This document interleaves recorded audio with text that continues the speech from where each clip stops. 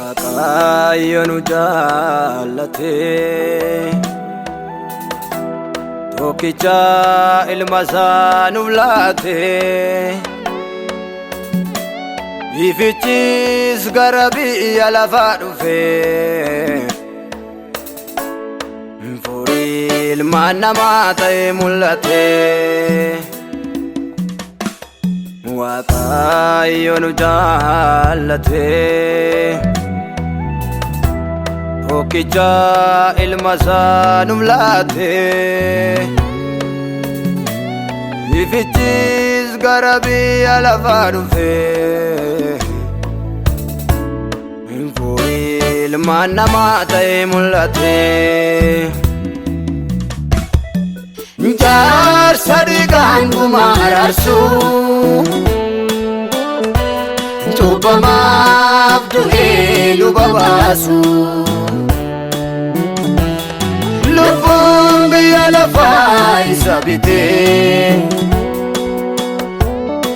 bariitti isa deebisee aduu dhiite.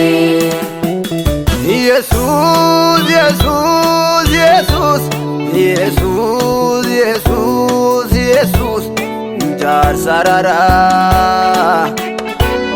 Yesuus Yesuus Yesuus Yesuus Yesuus Yesuus araarri kee nama araraa. Araarri kee nama araraa. Gaarummaan kee nama araraa. Araarri kee nama araraa. Jaalalli kee nama araraa. Araarri kee nama araraa. Gaarummaan kee nama araraa. Araarri kee nama araraa. Jaalalli kee nama araraa.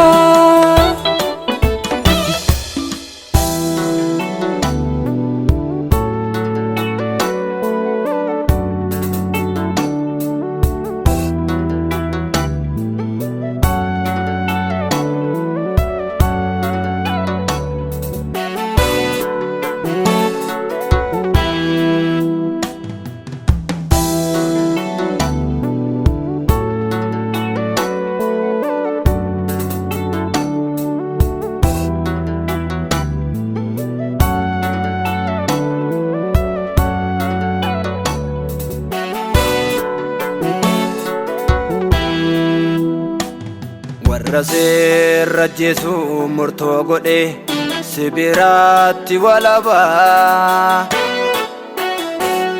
araaraa itti agarsiise situ waamee fide mormoota duubaa. Nuuf dhaabachuun kee haqa bifa garbummaa uffattee jireenyatti nuuf fidde lubbuu kee nuuf galaaftee. Warra seerra Jeesu murtoo godhe si biraatti walabaa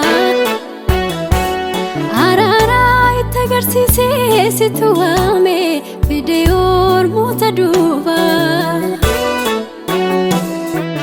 Nuuf dhaabachuun kee haqa bifa garbummaa uffattee jireenyatti nuuf fidde lubbuu kee nuuf galaaftee.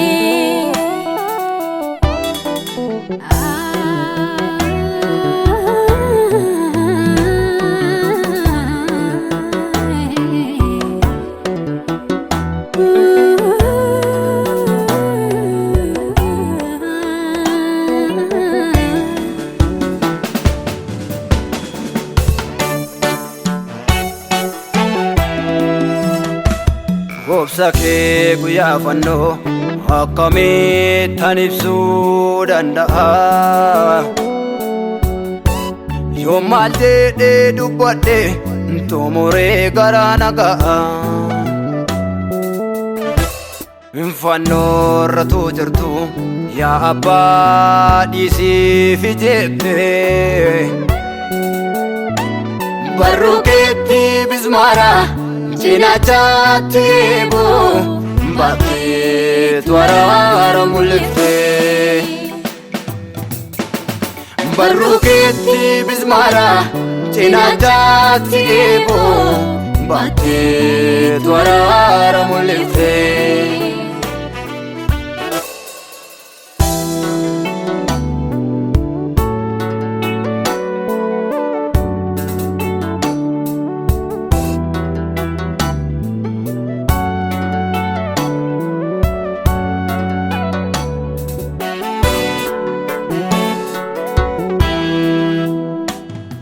Situu nu jaallate jaalalaan nu baase birmadhu